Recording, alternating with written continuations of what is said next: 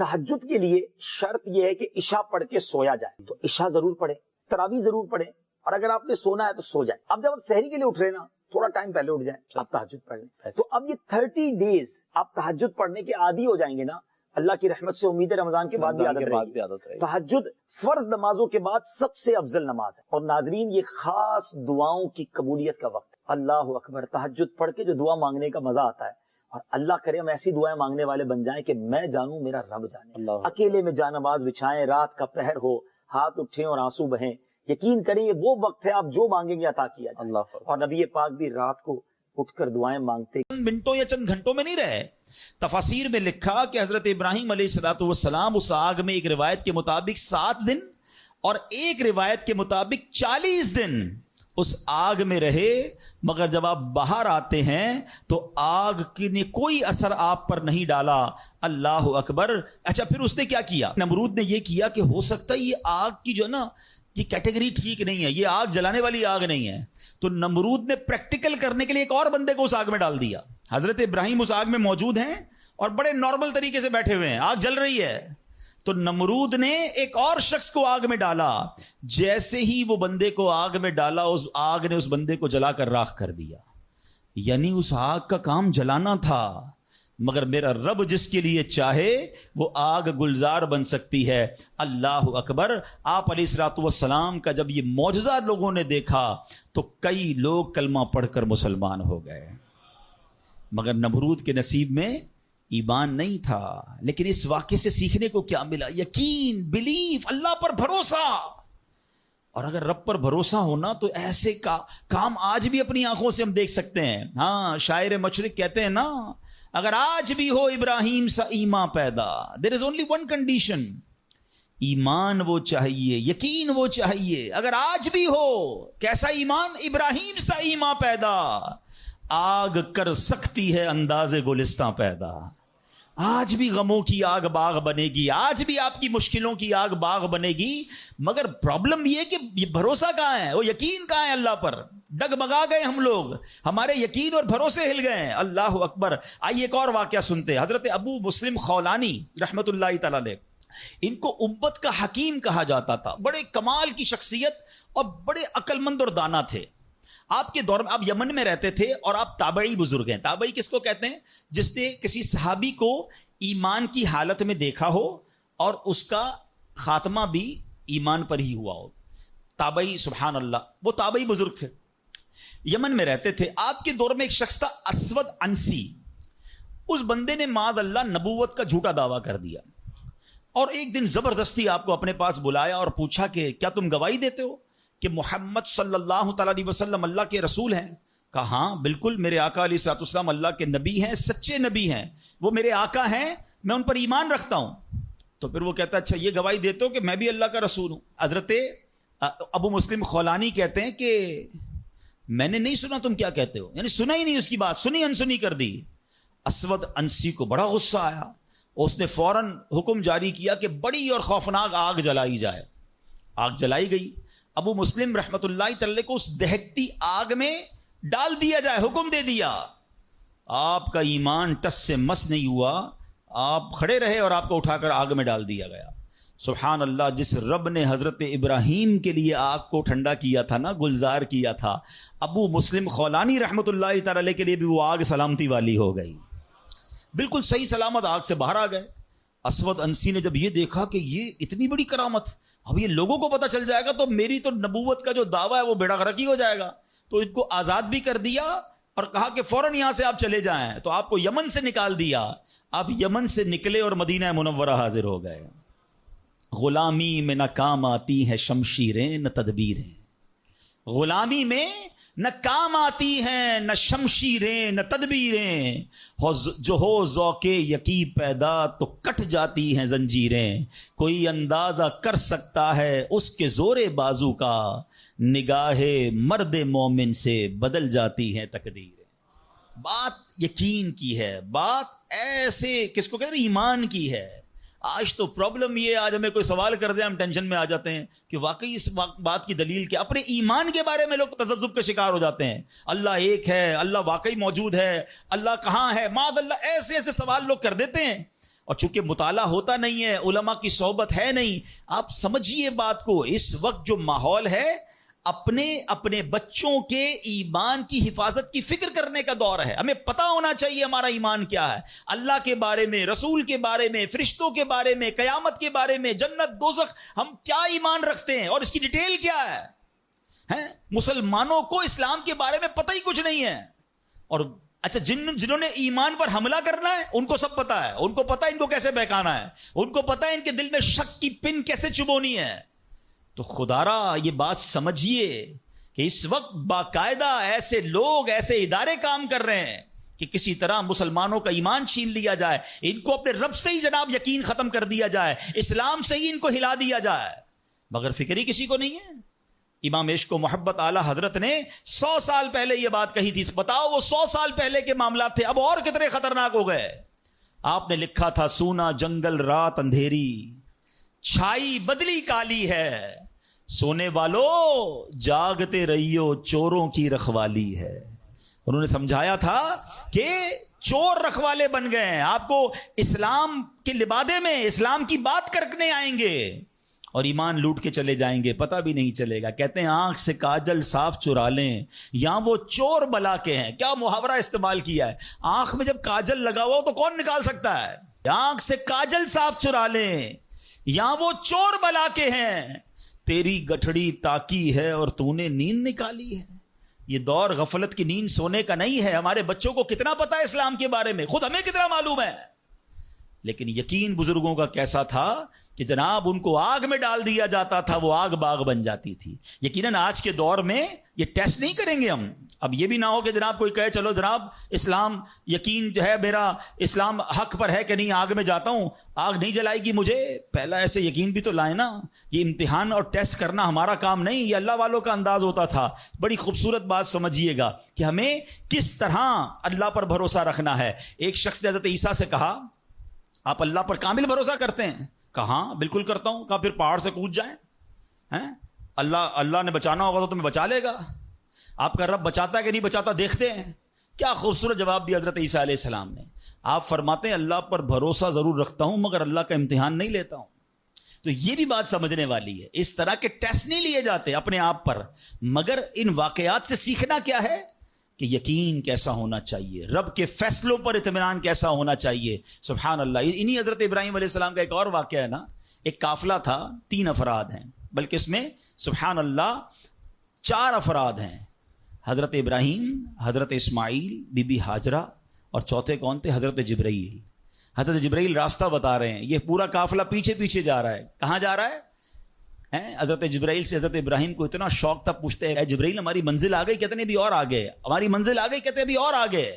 لکو دک صحرا میں ایک ٹیلے پر جا کر، کون سی جگہ تھی جہاں آج مکہ آباد ہے؟ کچھ بھی نہیں تھا، کعبہ بھی نہیں تھا. اسی ٹیلے والی جگہ پر بعد میں کعبہ بنایا گیا. بالکل صحرا ہے، نہ پانی ہے نہ کھانا ہے. حضرت جبرائیل نے بتایا اے ابراہیم تمہارا مقام آ گیا ہے. حضرت ابراہیم کی اطاعت دیکھیں کہ وہ بیٹا جو 99 سال کی عمر میں دعاؤں کے بعد ملا ہے. حضرت اسماعیل آپ کو 99 سال دعا کرتے کرتے گزر گئے، پھر ملے تھے، مگر حکم کیا تھا کہ اپنے بیٹے کو، اپنی زوجہ کو وہاں چھوڑ آؤ. حضرت ابراہیم اپنی زوجہ کو، اپنے بیٹے کو جب چھوڑ کر جاتے، تھوڑے سے کھجورے ہیں، پانی ہے، تو بی بی ہاجرہ کیا کہتی ہیں؟ 3 بار کہا کہ ابراہیم کس کے سہارے چھوڑے جا رہے ہیں، کس کے سہارے چھوڑے جا رہے ہیں؟ حضرت ابراہیم نے جواب نہیں دیا. تو آخر میں کہتی ہیں اللہ امرک بہذا، اے اللہ کے نبی، کہ اللہ پاک نے آپ کو اس کا حکم دیا ہے؟ آپ نے کہا مجھے رب نے حکم دیا ہے. اب یقین دیکھیں اس خاتون کا، اس ماں کا یقین دیکھیں جس کا چھوٹا بچہ ساتھ ہے، دودھ پیتا بچہ ساتھ ہے، نہ کوئی انسان نہ پرندہ. مگر جب حضرت ابراہیم نے کہا نا کہ ہاں رب کا حکم ہے، تو کیا کہا؟ اے اللہ پاک کے نبی، اگر یہ اللہ پاک کا حکم ہے تو پھر آپ خیر سے جائیں، اللہ ہمیں ضائع نہیں کرے گا. رب کا حکم ہے نا، پھر کھانا بھی اسی نے دینا ہے، پانی بھی اس نے دینا ہے، ہماری حفاظت بھی اسی نے کرنی ہے. آئے ہائے یقین کیسا تھا کہ وہ رب رحمان قدرتوں والا ہے. اللہ وہ ہے جو مردے سے زندہ نکال سکتا ہے. اللہ وہ ہے جو دن سے رات کو بناتا ہے, رات سے دن کو بناتا ہے. اللہ پاک وہ ہے جو بنجر زمین کو سرسبز و شاداب بنا دیتا ہے. یہ وہی رب ہے جو صحرا سے چشمے نکال دیتا ہے. اللہ پر یقین تھا کہ اگر پانی نہیں تو کیا ہوا, پانی بھی اسی کی نعمت ہے, وہی عطا فرمانے والا ہے. ارے یہاں کھانا نہیں تو کیا ہوا, رزق دینے والا تو موجود ہے. سبحان اللہ. اور ایسا ہی ہوا, کہا اب خیر سے جائیے, اللہ ہمیں ضائع نہیں کرے گا. کیا خوبصورت شعر ہے نا. یقین مثل خلیل آتش نشینی, یقین مثل خلیل آتش نشینی, یقین اللہ مستی خود گزینی. سن اے تہذیب حاضر کے گرفتار, غلامی سے بدتر ہے بے یقینی. کیا ترجمہ ہوا اس کا معنی کیا ہوا؟ یقین کیا ہے؟ حضرت ابراہیم کی طرح بے خطر بغیر ڈرے آگ میں کود جانے کا نام یقین ہے. یقین کیا ہے؟ محبت الہی میں غرق ہو جانا اور اپنے آپ کی اصلاح میں لگ جانا یقین ہے. اے دور حاضر کی تہذیب کے دیوانوں, بے یقینی جو ہے وہ غلامی سے بھی بری چیز ہے. آج بے یقینی کی فضا کیسی ہے؟ یقین ہی نہیں ہے کسی کو. تذبذب, ٹینشن, اللہ پر, دین پر, اپنے دنیا کے معاملات پر یقین ہی نہیں ہے کسی کو. ہر وقت فکروں میں گھرا ہوا ہے. اے میرے پیارے اسلامی بھائیوں, آج غربت عام ہے, مشکلات ہیں, ہر دوسرا آدمی مشکلات میں پھنسا ہوا ہے, لڑائی جھگڑے ہیں, نا اتفاقی ہے. دنیا میں کئی جگہ تو مسلمان بیچارے ظلم و ستم کا شکار ہیں. اللہ پاک ان کی غیب سے مدد فرمائے. الحمدللہ مسلمانوں نے تاریخ میں شاندار کارنامے سر انجام دیے ہیں.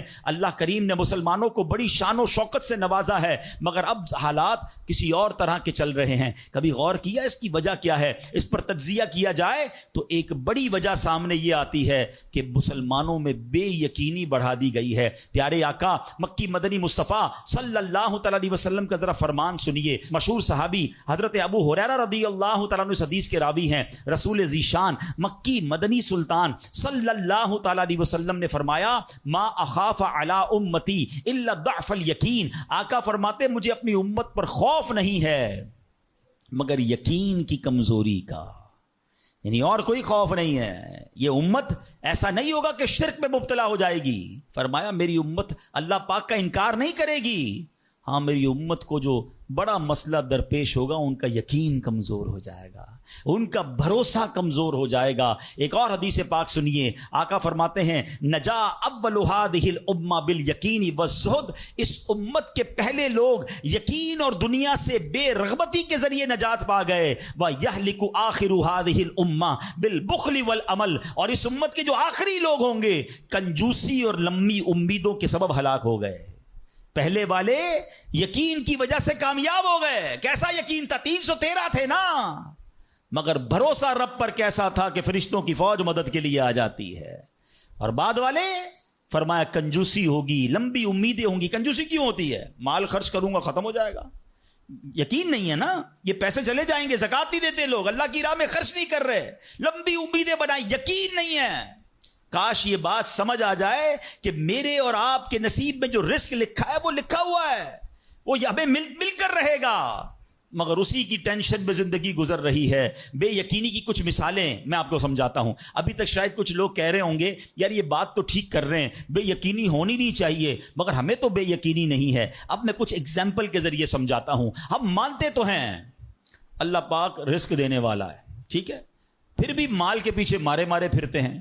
کوئی لندن پیرس کے خواب دیکھ رہا ہے, کشتیوں کے اندر بیٹھ کر, پچھلے دنوں واقعات ہوئے نا, پیسے دے کر وہ ڈنکی لگا کر جاتے ہیں, کوئی راستے میں مر جاتا ہے, کوئی کشتی میں بیچارے ڈوب گئے. کیوں؟ یقین نہیں ہے ادھر پیسے نہیں ملیں گے ادھر پیسے ملیں گے, کسی طرح ادھر چلا جاؤں یا مر جاؤں گا بھوکا.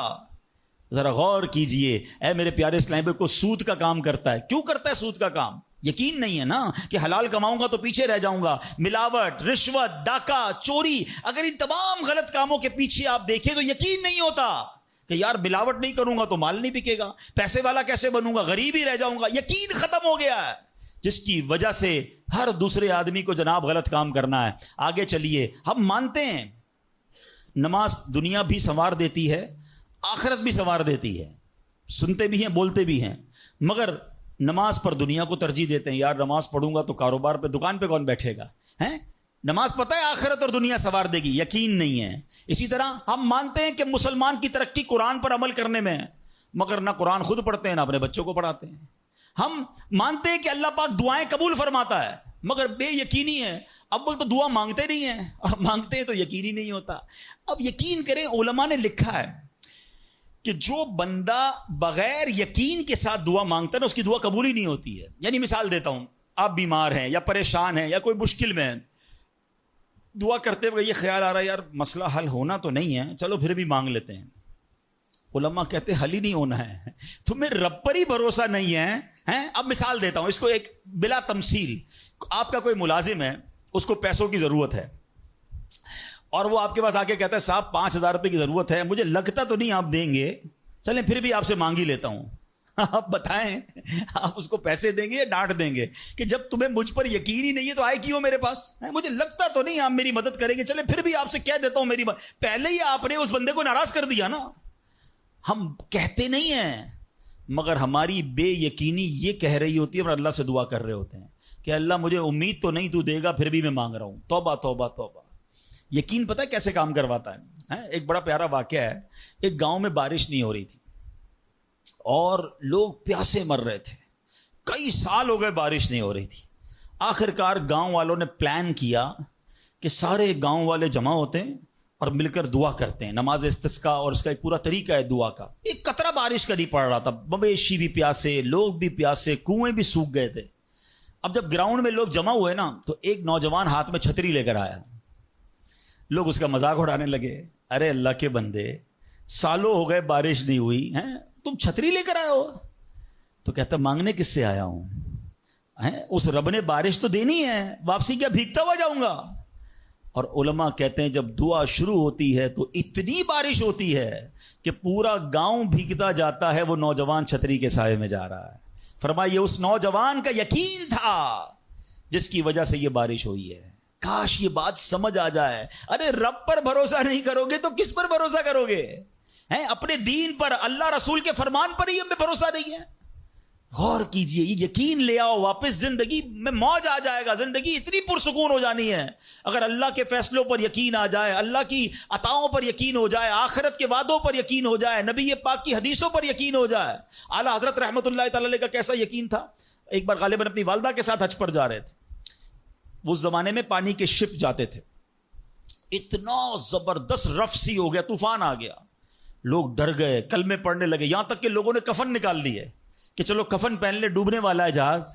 اعلیٰ حضرت امام اہل سنت مفتی ہیں، ٹھیک ہے نا، اتنے بڑے مفتی ہوتے ہوئے آپ نے بھی والدہ کو کہا میں اللہ کی قسم کھا کر کہتا ہوں جہاز نہیں ڈوبے گا۔ تھوڑی دیر ہوئی تو ایسا ہی ہوا، جہاز کو کام ڈاؤن ہو گیا، سب خیر سے پہنچ گیا۔ تو ماں نے کہا بیٹا اتنی بڑی قسم کیسے کھا لی تم نے؟ کہ میں نے نبی پاک علیہ الصلوۃ والسلام کا فرمان سنا ہے، جو کشتی میں بیٹھ کر یہ دعا پڑھ لے، بسم اللہ مجریہا و مرساہا ان ربی لغفور الرحیم، وہ کشتی نہیں ڈوبے گی۔ میں اللہ کی قسم کھا کے کہتا ہوں کہ میرے نبی نے فرمایا نا، وہ یقین تھا۔ ہم کتنی بار دعا پڑھتے ہیں مگر دعا پڑھ کے بھی کہتے ہیں پتہ نہیں قبول ہوگی نہیں ہوگی، پڑھ لیتے ہیں۔ یہ والی چیز نکال دیں۔ وظیفے ہمارے کیوں نہیں لگتے؟ لوگ کہتے ہیں وظیفہ پڑھ رہا ہوں مسئلہ نہیں ہو رہا، تعویذ لیا پھر بھی مسئلہ۔ تعویذ پہنتے وقت بھی خیال ہی ہوتا ہے چلو یار پہن لیتے ہیں، پتہ نہیں ہونا ہے نہیں ہو تو کچھ نہیں ہونا۔ وظیفہ پڑھ لیں اور کہہ رہے پتہ نہیں ہوتا، پہلے یقین لائیں۔ اچھا ڈاکٹر بھی یہی کہتے ہیں، یہ صرف اب یہ وظائف اور ان چیزوں میں نہیں، آپ اگر ڈاکٹر پر بھی یقین نہ رکھیں نا کہ یار اس کی دوائی پتہ نہیں کام کرتی ہے نہیں کرتی، کیونکہ بہت ساری چیزوں کے پیچھے یقین، ول پاور۔ بڑا خوبصورت جملہ میں نے کتاب میں پڑھا تھا کہ جو لوگ کہتے ہیں یہ ہو جائے گا ان سے ہو جاتا ہے، جو لوگ کہتے ہیں یہ نہیں ہوگا ان سے نہیں ہوتا ہے۔ کاش یہ بات سمجھ آ جائے آپ کو، ہو جائے گا، اب کر لو گے۔ بڑے بڑے کام لوگ کر جاتے ہیں، میں کر لوں گا انشاءاللہ، پتہ نہیں ہوگا نہیں ہوگا، ٹرائی کر لیتا ہوں، پہلے ہی سمجھ لو نہیں ہوگا۔ اندر حوصلہ تو لائیں نا، یقین تو لائیں۔ اگر رب پر ہی بھروسہ نہیں ہوگا تو ہم کدھر جائیں گے؟ اب ذرا سنیے گا، امیر اہل سنت نے ایک بڑا پیارا واقعہ اپنے رسالے میں لکھا کہ ایک ڈاکوؤں کا گروہ جو تھا ڈکیتی کے لیے ایک جگہ پہنچا، تو وہاں کھجور کے 3 درخت تھے، ایک درخت خشک تھا یعنی اس میں پھل نہیں لگے ہوئے تھے، دوسرا درخت پھلدار تھا۔ تو ڈاکوؤں کا سردار نے دیکھا کہ ایک چڑیا جو ہے وہ پھلدار درخت سے اڑتی ہے، خشک درخت پر جاتی ہے، واپس پھلدار درخت پہ آتی ہے، پھر خشک درخت پر جاتی ہے۔ تو اس نے کہا چکر لگائی جا رہی ہے, کوئی ماجرا ہے. تو اس نے غور سے دیکھا تو کیا دیکھا کہ وہ چڑیا جو ہے وہ پھلدار درخت سے جو ہے وہ کھجور لیتی ہے, اور جب خشک درخت پر جاتی ہے تو وہاں ایک اندھا سانپ منہ کھولے بیٹھا ہے. وہ چڑیا جا کر اس کے منہ میں کھجور ڈال کے آتی ہے, پھر دوبارہ جاتی ہے کھجور لا کر پھر اس سانپ کے منہ میں ڈالتی ہے. وہ جب ڈاکوؤں نے دیکھا تو وہ تو حیران ہو گیا, رونے لگ گیا کہ اے اللہ پاک, یہ وہ جانور ہے سانپ جس کو مارنے کا حکم تیرے پیارے حبیب علیہ الصلوۃ والسلام نے دیا ہے, کیونکہ یہ مسلمانوں کو تکلیف پہنچاتا ہے. مگر تو نے جب اس کی آنکھیں لی تو اس کے رزق کا انتظام کر دیا, اور ایک چڑیا کی ڈیوٹی لگا دی کہ وہ جا کر اس کو کھانا پہنچائے. تو میں تو اشرف المخلوقات ہوں, میں تیرے بندوں کو لوٹ رہا ہوں, اے اللہ تو میری توبہ قبول فرما, میں آئندہ ایسا نہیں کروں گا. یہ رونے لگا. اب یہ سوچ رہا ہے, سبحان اللہ. تو اللہ اکبر, غیب سے آواز آئی کہ اے فلاں, میری توبہ کا دروازہ کھلا ہوا ہے. ڈاکو کہتا ہے یا اللہ میں نے توبہ کی. پھر غیب سے آواز آئی, ہم نے تیری توبہ قبول کر لی. اچھا, جب اس نے توبہ کی تو اس کے سارے ساتھی سن رہے تھے, سردار آپ نے توبہ کی, ہم نے بھی توبہ کی. کہا سوچو تو صحیح, ہم ڈکیتی کر رہے ہیں, ہم چوری کر رہے ہیں, رب جب اس اندھے سانپ کو روزی دے گا تو ہمیں کیوں نہیں دے گا؟ ہم اللہ کی قدرت پر یقین کیوں نہ رکھیں؟ سب نے توبہ کر لی. اب جب توبہ کر لی تو انہوں نے کہا کہ اب ایسا کرتے ہیں کہ حج کو چلتے ہیں. سارا قافلہ بنا کر, ڈاکوؤں کا قافلہ توبہ کر کے چلا حج کرنے کو. جب مکہ پاک کے قریب پہنچے نا تو وہاں ایک نابینا بڑھیا تھی, وہ ہر قافلے والے سے اس ڈاکوؤں کے سردار کا نام لے کے پوچھتی تھی, وہ بندہ آیا تو ڈاکوؤں کا جب قافلہ ہے تو کہا میں ہی تو وہ ہوں. تو کہا یہ میرے کپڑے تمہارے لیے ہیں. بولا آپ مجھے کپڑے کیوں دے رہی ہیں؟ کہا میرا ایک بیٹا تھا, اور وہ بیٹا جو ہے اس کے کچھ دن پہلے, بڑا نیک بیٹا تھا میرا, کچھ دن پہلے اس بیٹے کا انتقال ہوا ہے, یہ اسی کے کپڑے ہیں. 3 دن سے مسلسل نبی پاک علیہ الصلوۃ والسلام میرے خواب میں تشریف لا رہے ہیں اور فرما رہے ہیں کہ اس نام کا بندہ آئے گا, اس کو یہ کپڑے دے دینا. ہائے ہائے, ذرا سوچو تو صحیح, جب رب توبہ قبول کرتا ہے تو مرتبے کیسے بڑھا دیتا ہے. کاش یہ بات سمجھ آ جائے. اللہ سے بندہ جب دوستی کر لیتا ہے نا, اللہ پچھلے گناہ معاف فرما دیتا ہے, بلکہ اللہ راضی ہو جائے تو گناہوں کو نیکیوں میں بدل دیتا ہے. مگر کیسے اس ڈاکو کو توبہ نصیب ہوئی؟ یقین. کاش حرام کمانے والا, سود کا کام کرنے والا, کاش رشوت لینے والا, ڈاکہ ڈالنے والا, چوری کرنے والا یہ سوچے کہ میں کیوں کر رہا ہوں, ملاوٹ کرنے والا سوچے. اللہ پر بھروسہ تو رکھو یار, رب نے میرا نصیب لکھا ہوا, جو میرے نصیب میں مجھے مل کر رہے گا. کاش یہ بات سمجھ آ جائے. صدیق اکبر رضی اللہ تعالیٰ مسلمانوں کے پہلے خلیفہ, جب آپ نے یہ آیت پڑھی نا, قرآن پاک میں اللہ ارشاد فرماتا ہے وما من دابۃ فی الارض الا علی اللہ رزقها. اللہ فرماتا ہے اور زمین پر چلنے والا کوئی جاندار ایسا نہیں جس کا رزق اللہ کے ذمہ کرم پر نہ ہو. آپ فرماتے کہ جب سے میں نے یہ آیت پڑھ لی, خدا کی قسم میں نے روزی کی فکر کرنا چھوڑ دی ہے. کہ جب اللہ نے ہر کسی کا رزق اپنے ذمے پہ لے لیا تو مجھے کس بات کی ٹینشن ہے. کاش ہمیں یہ بات سمجھ آ جائے کہ ہمیں اب ذرا غور کریں. ابھی یہ اجتماع ختم ہوگا, اگر میں آپ سب کو کہوں کہ بتائیں آپ کے لیے کیا دعا کروانی ہے, تو تقریباً 70-80% لوگوں نے پتہ کیا کہنا ہے, حضور روزی میں برکت کی دعا کر دیں, کاروبار میں برکت کی دعا کر دیں, نوکری نہیں لگ رہی اس کی دعا کر دیں. میں نہیں کہتا یہ دعا نہیں کرنی چاہیے, اللہ سے نہیں مانگیں گے تو کس سے مانگیں گے؟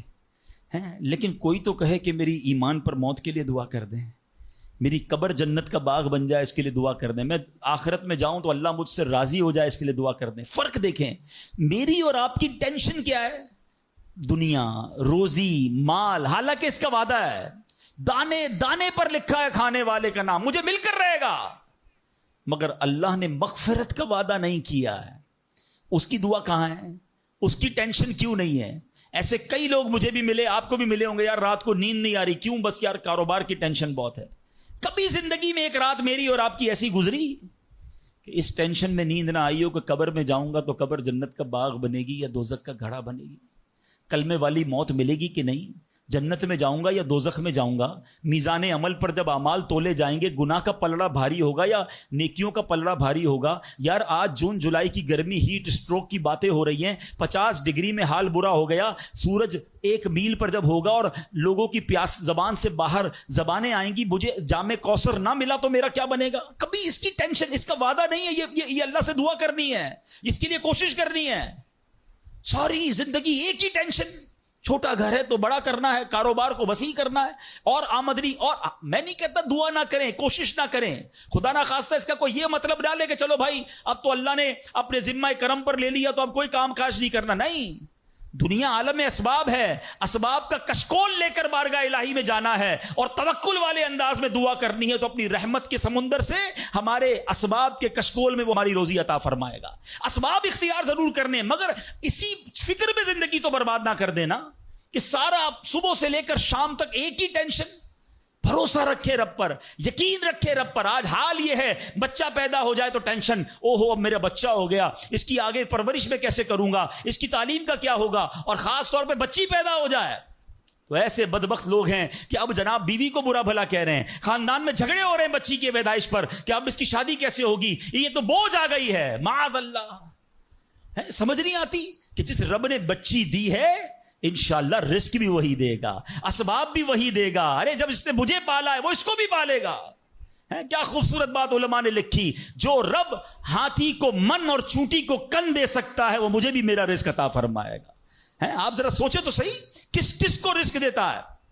حدیث پاک کا مضمون ہے تم اللہ پر بھروسہ کرو, جیسا بھروسہ کرنے کا حق ہے وہ تمہیں ایسے روزی دے گا جیسے پرندوں کو روزی دیتا ہے. پرندوں کو سمجھتے کتنی کیسے روزی ملتی ہے, کبھی گھونسلے دیکھیں پرندوں کے. اچھا پہلے تو یہی نہیں پتا, کراچی والوں کو تو پرندے دیکھنے کو نہیں ملتے, ہم نے درخت کاٹ کے پورا شہری کنکریٹ کا جنگل بنا دیا. ورنہ یہ پوچھے بزرگوں سے, ہم بھی چھوٹے تھے تتلیاں بھی دکھتی تھیں, صبح مدرسے اسکول جاتے تھے تو کوئل کی آواز بھی آتی تھی. اب تو کراچی والوں کے ہارن کی آواز آتی ہے ہم کو. اب تو یہ پرندے بھی چلے گئے. کہاں چلے گئے, ہم نے درخت کاٹے, ہمیں اندازہ ہی نہیں کہ درخت ہے کیا. آج گاڑی پارک کرنے کے لیے ہر بندہ درخت کا سایہ ڈھونڈ رہا ہے مگر درخت لگاتا نہیں ہے. کاش یہ بات سمجھ آ جائے کہ جتنے درخت لگتے جائیں گے شہر یا ملک خوشگوار بھی ہوگا, موسم بھی کول ڈاؤن ہو جائے گا. یہ جو آج ہم کہتے ہیں نا اتنی گرمی بڑھتی جا رہی ہے, اس کی ایک بڑی وجہ یہ ہے, یہ میرا موضوع نہیں ہے, لیکن جو موسم کا تغیرات, کلائمیٹ ڈس آرڈر ہے, کاش یہ بات سمجھ آئے کہ پلانٹیشن نہیں ہم کر رہے, ہم پودے نہیں لگاتے بلکہ پودے کاٹ دیتے ہیں. کتنے درخت کاٹے, کتنے جنگل ختم کر دیے ہم نے. الحمدللہ دعوت اسلامی کا شعبہ FGRF, اب پلانٹیشن ہم کرتے چلے جا رہے ہیں. 30 لاکھ پودے لگائے مگر یہ تھوڑے ہیں. کاش میری یہ بات لوگ سن رہے ہوں کہ اگر آپ نے اپنے آنے والی نسلوں کو خوشگوار موسم دینا ہے, اچھے حالات دینے ہیں, ٹھنڈی چھاؤں دینی ہے, آکسیجن کی فیکٹریاں دینی ہیں, تو ہم سب کو کم از کم ایک پودا لگانا چاہیے. 24 کروڑ پاکستانی سب صرف ایک پودا لگائیں اور اس پودے کو درخت بنائیں, صرف پودے کو بچے کی طرح پالیں. آپ یقین کریں ہمارا ملک ایک پورا ملکی باغ بن جائے گا. تو اب ذرا سوچیں کہ ہمیں یہ بات سمجھنی ہے کہ یہ گھونسلے, یہ جو حدیث میں سنا رہا تھا بات کہاں سے چلی کہ اللہ پرندوں کو کیسے رزق دیتا ہے. آپ کو پتا پرندے کتنے, ایک تحقیق کے مطابق اس دنیا میں جتنے انسان ہوتے ہیں نا ملٹی پلائی بائی 10 جانور ہوتے ہیں. اگر 800 کروڑ انسان ہیں, 8 ارب کے قریب آبادی ہو گئی دنیا کی, 800 کروڑ, 8 ارب, تو آپ سمجھو کہ 80 ارب جانور ہیں دنیا میں. اور کہا جاتا ہے ملٹی پلائی بائی 10 کریں اس کو تو اتنے پرندے ہوتے ہیں. یعنی اس کا مطلب 800 ارب کم و بیش پرندے ہیں دنیا میں. آپ نے پرندوں کے گھونسلے دیکھے کبھی؟ یہ جب گھر سے صبح اڑتے ہیں نا اپنے گھونسلے سے, سب کے پیٹ خالی ہوتے ہیں. گھونسلے میں کوئی کبڈ نہیں ہوتی ہے, کوئی شام کا دوسرے دن کا چارہ نہیں ہوتا ہے, بچے چھوٹے چھوٹے چھوڑ کر جاتے ہیں. مگر یہ 800 ارب پرندے جب شام کو گھونسلے میں آتے ہیں اللہ سب کو رزق دے چکا ہوتا ہے. کوئی پرندہ دنیا میں بھوکا نہیں سوتا. کیا خوبصورت بات, سمجھو اس کا مزہ لو نا. رب ہاتھی کو من دیتا ہے, اس کو ہاتھی کو کتنا کھانا چاہیے, دنیا میں کتنے ہاتھی ہوں گے, اس کو روز کے منو کھانا مل جاتا ہے. اور چونٹی کو کن چاہیے ہوتا ہے چھوٹا سا, وہ رب اس کو کن بھی دے دیتا ہے, پرندوں کو روزی دے دیتا ہے.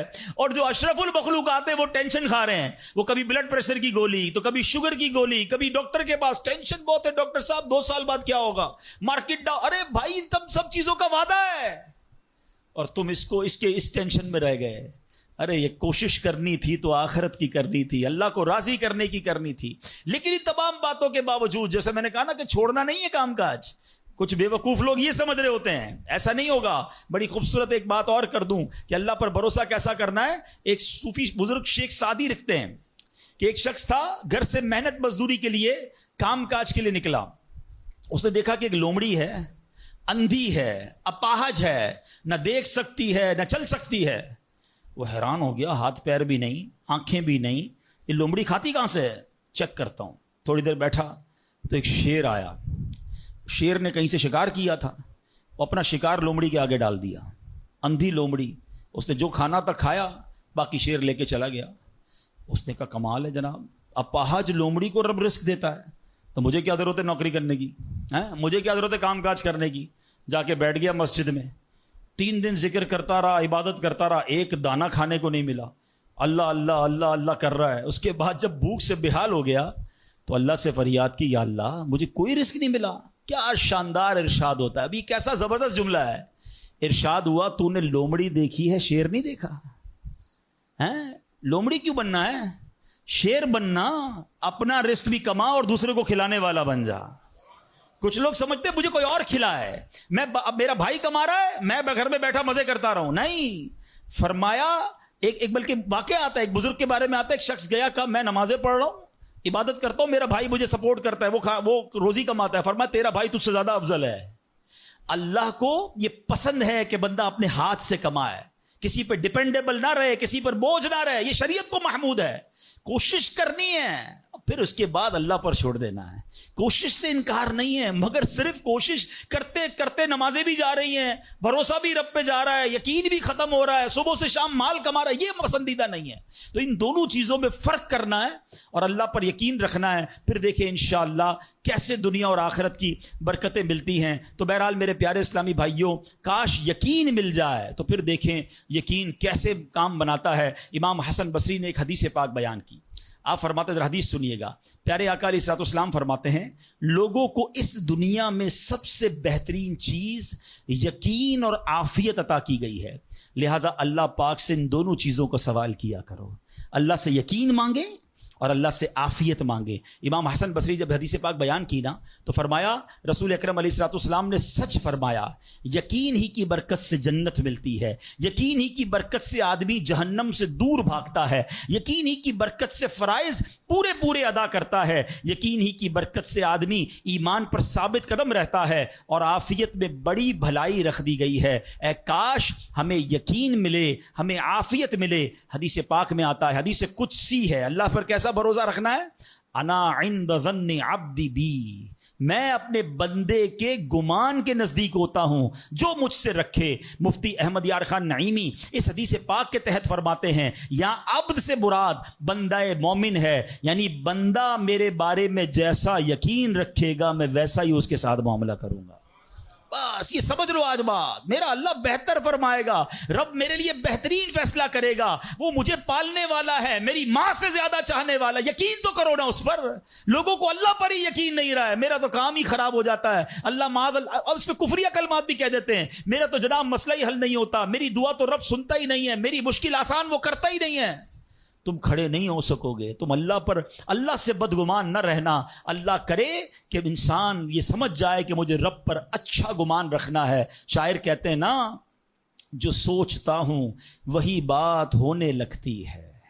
پوچھو پازیٹیو لوگوں سے, ان کے ساتھ پازیٹیو جب سوچتے ہیں پازیٹیو ہونے لگتا ہے. جو سوچتا ہوں وہی بات ہونے لگتی ہے, جڑا ہوا ہے زمانہ میرے گمان کے ساتھ. اچھا سوچو گے تمہیں اچھا ملے گا. اب غور فرمائیے, جب یہ ذہنی بندہ بنا لے, یار سچ سے کاروبار نہیں چلتا, تو پھر آپ کو برکت کاروبار میں کیسے ملے گی؟ پہلے ہی آپ نے یقین کر لیا ہے.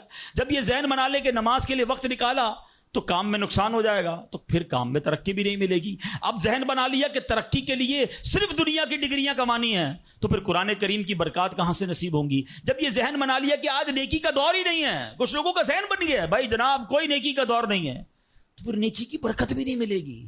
ذہن پازیٹیو رکھیں, ذہن اچھا رکھیں, انشاءاللہ آپ دیکھیں آپ کے ساتھ اچھا ہونا شروع ہو جائے گا. میرے پاس وقت کم ہے, ورنہ اس پر تو پوری ریسرچ موجود ہے. آپ پازیٹیو سوچتے ہیں تو پازیٹیو انرجیز آپ کی طرف متوجہ ہو جاتی ہیں. اب تو سائنس بھی کہتی ہے نیگیٹو سوچتے ہیں تو نیگیٹو انرجیز آپ کی طرف متوجہ ہوتی ہیں, آپ ڈی مورلائز ہونا شروع ہو جاتے ہیں, آپ کے حوصلے ٹوٹنا شروع ہو جاتے ہیں. اور جس کو ول پاور کہا جاتا ہے, جس کو اچھا سوچنا سوچنا کہا جاتا ہے. اگر بندہ یہ کرنا شروع کر دے پھر دیکھیں اس کے کام کیسے بن جاتے ہیں. تو اللہ کرے کہ بھئی یہ بات سمجھ آ جائے کہ ہمیں اپنے رب سے انشاءاللہ یقین حاصل کرنا ہے. حضرت خالد بن معدان رحمت اللہ تعالی علیہ فرماتے ہیں تعلموا الیقین کما تعلموا القرآن، یعنی یقین کو بھی ایسے ہی سیکھا کرو جیسے قرآن سیکھتے ہو. میں نے بھی اسے سیکھ کر حاصل کیا ہے. سبحان اللہ. اب یقین سیکھنے کے لیے، یقین حاصل کرنے کے لیے علماء نے بڑے طریقے لکھے. پہلے تو بندہ دعا کرے کہ اے اللہ مجھے اپنا یقین عطا فرما. بڑی پیاری دعا حضرت ابوبکر صدیق کیا کرتے تھے، اللہم حب لی ایمانا و یقینا و معافاتا و نیہ. اے اللہ مجھے پکا ایمان، پختہ یقین، عافیت اور سچی نیت عطا فرما. اللہ پاک سے دعا کرتے رہیں اور ایسے لوگوں کے ساتھ رہیں. آخری بات کر لیتا ہوں جناب. پرابلم پتہ کیا ہے؟ ڈی مورلائز بندہ پتہ کہاں ہوتا ہے؟ اس کا یقین متزلزل کب ہوتا ہے؟ وہ کیسے شک اور شبے والی لائف میں آ جاتا ہے؟ یہ صحبت سے ملتا ہے. آپ جب اللہ پر پکا یقین کرنے والے لوگوں میں بیٹھتے ہیں نا، آپ کا یقین بھی بڑھنا شروع ہو جاتا ہے. یار اس کو اللہ پر کتنا بھروسہ ہے. بیمار ہے پھر بھی کہتا ہے میرا رب کریم ہے. پریشان ہے پھر بھی کہتا ہے اللہ کی رضا پر راضی ہوں، میرا رب سب ٹھیک کر دے گا. جب ایسے لوگوں کے ساتھ آپ بیٹھتے ہیں نا، آپ کا یقین توکل بھی مضبوط ہونا شروع ہو جاتا ہے. بندہ اسٹرانگ ہونا شروع ہو جاتا ہے. اور جب بندہ بیٹھتا اٹھتا ہی ایسے لوگوں میں ہے جو ہر وقت مایوسی کی باتیں کرتے ہیں، ہر وقت جناب آنے والے خطرات اور پریشانیوں کا ہی ذکر کرتے رہتے ہیں. ارے بھائی کچھ نہیں ہونا، سب برباد ہو گیا ہے، سب ختم ہو گیا. ان کے پاس جب بیٹھو ایسا لگتا ہے سب کچھ تباہ ہونے والا ہے. ایسے لوگوں کے ساتھ نہ بیٹھیں. حوصلے والے لوگوں کے ساتھ بیٹھیں، توکل والے لوگوں کے ساتھ بیٹھیں، اللہ سے محبت کرنے والوں کے ساتھ بیٹھیں. پھر دیکھیں انشاءاللہ آپ کے کام کیسے سیدھے ہو جائیں گے. ایک آخری بات چلے کر لیتا ہوں. اللہ پر بھروسہ، اللہ کے فیصلوں پر یقین کیسے حاصل ہو؟ مجھے یہ کیسے پتا چلے کہ یار یہ چیز میرے لیے بہتر ہے؟ میں نے کئی بار اپنے بیانات میں یہ ایگزامپل دی ہے، میں دوبارہ دے دیتا ہوں شاید کسی کے دل پر اثر کر جائے. میں مثال دیتا ہوں. ہمیں بعض اوقات بندہ پتہ ہے اللہ سے یقین کہاں ٹوٹتا ہے؟ جب بندہ دعائیں مانگتا ہے، التجائیں کرتا ہے، بڑی رو کر التجا کرتا ہے، مصیبت میں ہوتا ہے، اس کو کوئی چیز چاہیے ہوتی ہے اور اس کو نہیں ملتی ہے، تو بندہ کہتا ہے رب تو میری سنتا ہی نہیں ہے. اتنی دعائیں کی، مسجد میں جا کے کی، مکے مدینے میں جا کے کی، فلاں بزرگ سے بھی دعا کرے، نہیں ہو رہا میرا کام. جب بندے کا کام نہیں ہوتا نا تو اس کو لگتا ہے کہ یار میں اللہ پر کیسے بھروسہ کروں. یہاں جا کر شیطان حملہ کرتا ہے. اب آئیے اس وسوسے کو کیسے ختم کریں. آپ میں سے کئی ایسے مجھے نظر آ رہے ہیں جو والد ہوں گے یا بڑے بھائی ہوں گے. آپ کا کوئی چھوٹا بیٹا یا چھوٹا بھائی ہو اور بیمار ہو جائے، اس کو بخار ہو جائے، گلا خراب ہو جائے اور وہ رونے لگے کہ ابو میں نے آئس کریم کھانی ہے، میں نے ٹھنڈا شربت پینا ہے. اچھا بتائیے آپ اسے ٹھنڈا شربت پلائیں گے؟ وہ رو رہا ہے آپ کے سامنے، آئس کریم کھلائیں گے اسے؟ جواب دیجئے نہیں. وہ رونے دیں گے آپ اس کو. آپ کا ایک دوست برابر میں بیٹھا ہو اور کوئی کہے یار کیسے ظالم ابو ہیں، بچہ رو رہا ہے دے دینا اسے آئس کریم، تو آپ ایک جواب دیتے ہیں میں والد ہوں، مجھے پتا ہے اس کو کب کیا دینا ہے. ایسا ہی ہے نا. اب ذرا دل پر ہاتھ رکھ کے میرا جملہ سننا. تم والد ہو، تمہیں پتا ہے بیٹے کو کب کیا دینا ہے. میرے مالک کو نہیں پتا مجھے کب کیا دینا ہے. میں رو رہا ہوں، میں گر گڑا رہا ہوں، میں تڑپ رہا ہوں، نہیں دے رہا. ارے یہی بہتر تھا. ہو سکتا ہے کہ میں جو مانگ رہا ہوں مجھے مل جاتا تو وہ میرے لیے اور برا ہوتا. علماء کہتے ہیں کسی کا امیر ہونا اس کے لیے اچھا ہے کیونکہ وہ غریب ہوگا تو وہ ایمان سے متزلزل ہو جائے گا. کسی کا غریب ہونا اس کے لیے اچھا ہے کیونکہ اگر اسے مال دے دیا جائے گا تو اس کا ایمان چلا جائے گا، وہ غلط کاموں میں پڑ جائے گا. کسی کو اولاد دینا اس کے لیے اچھا ہے اور کسی کو بے اولاد رکھنا اس کے لیے اچھا ہے. ہو سکتا ہے بیٹا ایسا ہونے والا ہو جو بڑا ہو کے باپ کو ہی مار کے گھر سے نکال دے. کیا ہم نے نہیں دیکھے ایسے واقعات؟ ایسی اولاد نہیں دیکھی جو ماں باپ کو قتل کر دیتی ہے؟ لوگ کہتے ہیں اس سے بہتر تو بچہ ہی نہ ہوتا.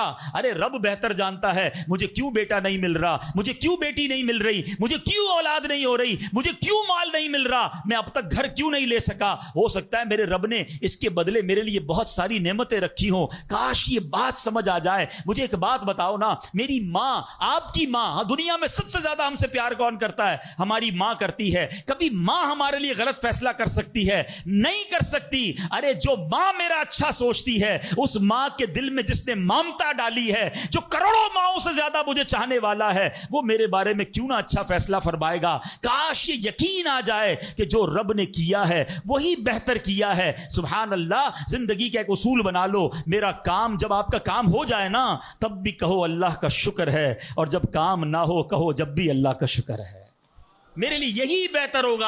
آپ مزے میں آ جاؤ گے, اللہ سے دوستی کر لو. اے میرے رب, جو تو نے فیصلہ کیا میں اس پر راضی ہوں. آپ کسی ٹینشن میں نہیں رہو گے. ہمارا پرابلم پتہ ہے کیا ہے؟ ڈیفنس کے لوگوں جانتے ہیں, کبھی گزرتے ہوں گے نا ڈیفنس کی گلیوں سے, یار یہ پلاٹ بہت اچھا مل رہا تھا, 4 سال پہلے یہ ریٹ تھا, میں لے لیتا, آج تو کتنی پرائس ہو گئی. یار وہ گاڑی 1 مہینہ پہلے لینے والا تھا, نہیں لی, گورنمنٹ نے پرائس بڑھا دی. یار یہ فیکٹری میں پہلے خرید لیتا. اسی ٹینشن میں رہتے ہیں, یہ کر لیتا, وہ کر لیتا. ارے نہیں کیا, نہیں ہوا, وہی میرے لیے بہتر تھا. جو رب نے دیا وہی میرے لیے بہتر ہے. خدا کی قسم, جس دن اللہ پر بھروسہ سیکھ لیا, رب سے دوستی کر لی, رب کے فیصلوں پر اطمینان تمہیں حاصل ہو گیا, زندگی کے بہت سارے غم ختم ہو جائیں گے. جو بھی ہوگا وہ رب کی طرف سے ہے. ارے جب حضرت ابراہیم آگ میں ڈالے جا رہے ہیں, جبریل امین آ کے پوچھتے, بتاؤ اے ابراہیم تمہاری کوئی مدد کر سکتا ہوں, کوئی حاجت ہے؟ فرماتے مجھے کوئی حاجت نہیں. کہا اللہ سے تو کہہ دو کہ رب دیکھ رہا ہے, اس کا دیکھنا میرے مانگنے سے بہتر ہے. ہائے ہائے, اللہ حضرت ابراہیم کے اس یقین کا کوئی ذرہ عطا فرما دے, اس توکل کا کوئی حصہ عطا فرما دے. باتیں تو ہم بڑی بڑی کرتے ہیں, مگر جب سر پہ پڑتی ہے, جب کوئی مشکل آتی ہے, پھر ہمارا یقین ہل جاتا ہے. اللہ مجھے بھی اور آپ کو بھی اپنی سچی محبت عطا فرمائے, سچا یقین عطا فرمائے, سچا بھروسہ عطا فرمائے. اور یقین کریں, جس دن رب پر بھروسہ مل گیا, آپ کی مشکل, آپ کی غم کی آگ باغ بننا شروع ہو جائے گی, آپ کی مشکلیں آسان ہونا شروع ہو جائیں گی. اللہ کریم ہم سب کو اپنا بھروسہ نصیب فرمائے. الحمدللہ ایسی پیاری باتیں دعوت اسلامی کے اس پیارے ماحول میں سکھائی جاتی ہیں. میری گزارش ہے اس مدنی ماحول سے وابستہ رہیں. صلو علی الحبیب صلی اللہ تعالی علی محمد.